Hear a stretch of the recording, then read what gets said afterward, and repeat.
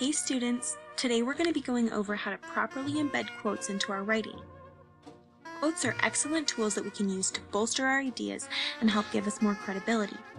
By the end of this lesson, students will be able to determine the best quotes to use to support their own ideas and arguments, and will be able to smoothly integrate these quotes into their writing. First, let's talk about some things you don't want to do when embedding quotes. Do not quote for the sake of quoting. When you're just throwing quotes into your writing, all you're doing is filling up space. Remember, we are focusing on quality of quotes over quantity. Next, don't let quotes tell the whole story. They're not supposed to stand by themselves or make up your argument for you. Quotes are supposed to help support your ideas, like the support beams of a house. They help hold up the whole building, but a house made up of just support beams is not a very good house at all. And finally, don't use quotes that go on and on and on, or your paper just becomes a transcript of the thing you read. In most cases, shorter quotes and fragments tend to be best. Instead, use quotes that are concise and get straight to the point. Find quotes that will support and strengthen your ideas and arguments, and smoothly integrate them into your writing so that everything flows together.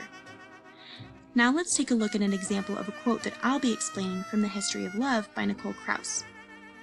Having been lonely, Leopold becomes overjoyed when he finds a package sent from an old friend.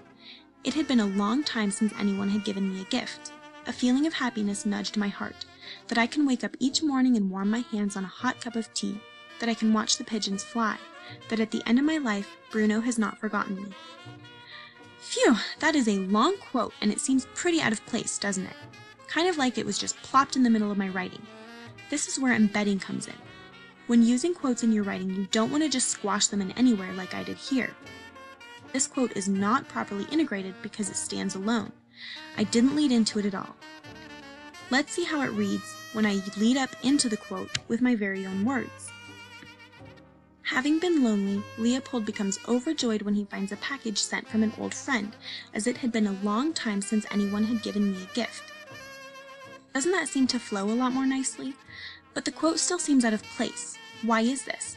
Do you notice that the perspective changes when we move from my words to the quote? I'm speaking in third person while the quote is Leopold telling us his story. What do we do in this situation? This is where we use brackets, which indicate to the reader that whatever is inside the brackets did not come directly from the text that you're quoting, but that you're changing some things to help make the writing make more sense.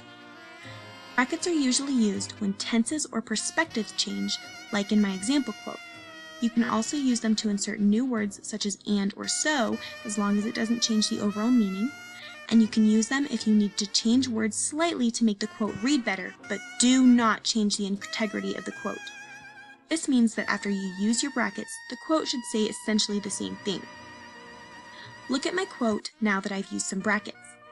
Having been lonely, Leopold becomes overjoyed when he finds a package sent from an old friend, as it had been a long time since anyone had given him a gift. Better, but it still looks a little lengthy, doesn't it? Here's where we use those three little dots called ellipses.